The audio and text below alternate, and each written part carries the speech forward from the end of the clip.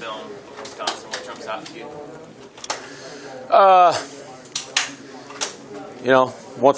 Once again, guys being in the right spot, not being able to make the play right now. Lack of depth. Obviously, we were playing decent early, and then we kind of got worn down as the subs came in, as we've occurred some injuries and had some attrition on the team. We're lacking a little depth right now, so we need to find some guys that can step up and do that. That's not an excuse. We need to coach them better and get some guys ready. Coach Frost mentioned inside linebacker is one of those spots that for depth a little bit. I guess what's that picture look like going into this weekend? How do you feel about those next guys after the starters? Well, I mean, the bad news and the good news is, the bad news is we're not getting guys back. The good news is the guys that are going to take their place have gotten a lot of reps this week, where last week they probably didn't get as many.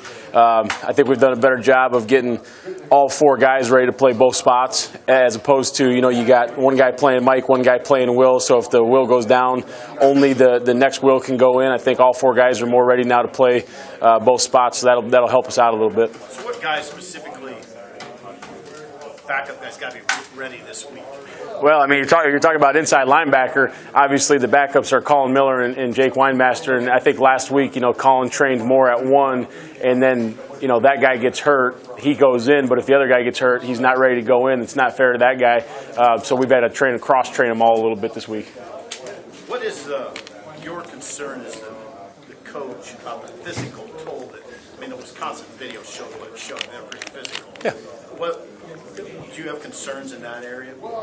I don't have concerns for our team going forward. I have concerns that we have a long ways to go. Football-wise, we have a long ways to go, strength and conditioning-wise, if we're going to catch up and be able to beat teams like Wisconsin and Michigan. And I'm sure, I haven't seen the film on anybody that we play, looking in the future, but teams like that are going to be physical and run the ball. We've got a long ways to go in all those aspects.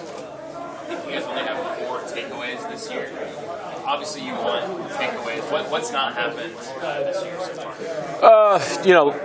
Right now, we're good enough, and I told the guys that we're okay with knocking balls down. I felt like Antonio Reed had a shot to make another pick. I felt like Cam Taylor could have made a pick when he made a good break on a ball, and we're celebrating after a knockdown pass. Passes are supposed to get knocked down. They're supposed to get intercepted. We've got to be, disappointed with the knockdown and mad that we didn't get the pick. We've got to do a better job of stripping the ball. We've got to do a better job when we get to the quarterback and getting the ball out. And then, lack of speed and or getting more people to the ball is really what causes turnovers, and we need to fix that. Is that a schematic thing that you need to work on? Is that a discipline thing? Like, how do you switch that? I think probably both. Probably feeling more comfortable with what we're doing every week. And the thing about playing in Wisconsin is, we play against the spread every day in practice. We don't have a lot of those players on scout teams, so we got to figure out a way. I've got to figure out a way to get us more familiar with that scheme going forward and playing in those tight boxes and having those guys fit those tight windows and making plays on the ball. Off subject, JD, JD Spielman, who you see in practice every day. You could probably relate to why he is causing problems for defenses. What is it about JD? Well, first, I just think JD's a really good football player.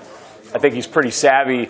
There's some guys that are just burners, and to me, I would rather cover a burner than a guy like JD that's got all that wiggle, can sit it down in his zone, can feel space around him. He's really hard to cover, and I think what Coach Frost does offensively really lends itself to JD's game. And then once he catches the ball, I think he's got a good feel for knifing upfield and knowing where to go to beat blocks and or set up blocks and just run away from defenders. How much of a different look will Northwestern be than Wisconsin?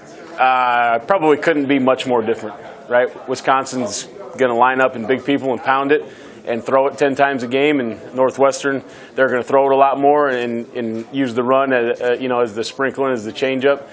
Especially, I thought the Larkin kid was a really good running back, and after his injury, they've had to kind of do running backs by committee, and I think they've done a good job with their scheme. But it's just kind of the opposite. I don't think either one's better or worse. It's just a different scheme. Cam Taylor played quite a bit towards the end of that Wisconsin game. How have you seen him grow with that position? You see him taking on a bigger role? Yeah, I think Cam Taylor's a really good football player.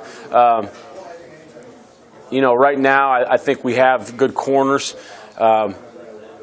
And to put a young kid out there in a situation where he might take it on the head a few times is probably not ideal. We need to keep building and building and building with him, and by the end of the year getting more and more reps. And he's taking a ton of reps on special teams, and he needs to take more at corner and nickel right now.